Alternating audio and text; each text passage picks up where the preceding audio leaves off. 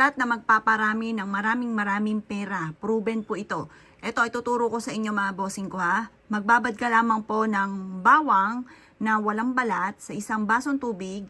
Iyan po'y makaka-attract ng swerte lalo na sa pera. Gawin nyo ito sa umaga lang at ikaw ay magwi-wish. Pagka ito ay makalipas ng isang linggo, makikita nyo may ganito na po siya. Ito po yung mismong ugat ng bawang. Napakaswerte nito sa mga mananaya. Kaya kung ikaw po ay mananaya, ito ay gugunting nyo siya dito. Yan. Tapos, ito po ay isisiksik ninyo sa inyo pong pitaka. Ang dulot nito ay napakaswerte. Ito po yung ugat na ito ay napakaswerte lalo na sa mga mananaya. Kaya kung ikaw ay mananaya, ito ang wag na wag kang magpapawala. Ito yung ugat ng bawang.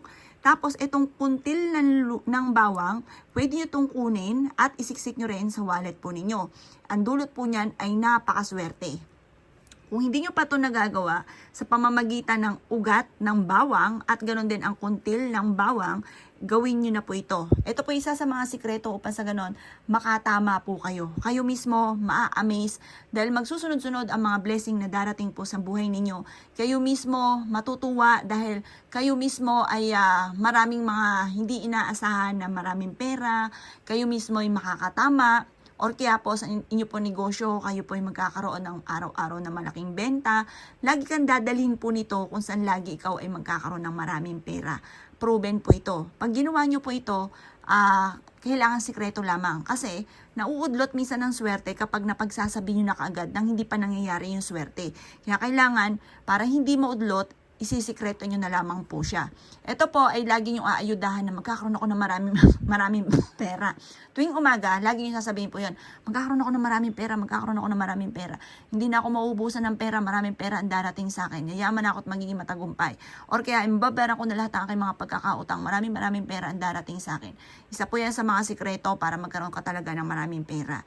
Proven po ito sa pamamagitan ng ugat mga bossing ko ng bawang. Ugat ng bawang ha. Kaya kailangan maglagay ka na po ng pinagbalatan ng bawang sa isang basong tubig at ito po ay hintayin nyo na magkaroon ng ugat. 1 week lang po hintayin ninyo. Makikita nyo po yan ang haba na kaagad ng ugat. Yung ugat po niyan, kukunin nyo at ilalagay sa wallet. Tapos kapag nilagay nyo siya sa wallet, sabihin nyo po, maraming pera ang darating sa akin. Maraming pera ang darating sa akin. Ganon pa mga bossing. Tapos pagising nyo sa umaga, maraming pera ang darating sa akin. Ayudahan nyo po yung mga salitain na ganyan. At yung mga lagi nyo sinasabi, magkakatotoo po yan. At makakatulong po itong ugat ng bawang upang sa ganon, ang inyong swerte ay nakapako na. Hindi laging aalog-alog. Hindi parang meron ngayon, bukas wala. Ito po, tutulungan ka para ang swerte po ninyo ay maging permanente na, parang nakapako na yung swerte. Tulungan nyo po ang inyo rin sarili, magsisipag ka, pagtas tulungan nyo rin sa mga gatong mga pamamaraan. Ito po yung kuntil mismo ng bawang, napaka-epektibo rin po niyan, lalo na kung ikaw ay mananaya, negosyante, or pagdating sa usapin ng pera para hindi ka nauubusan. Subukan nyo po ito mga bossing.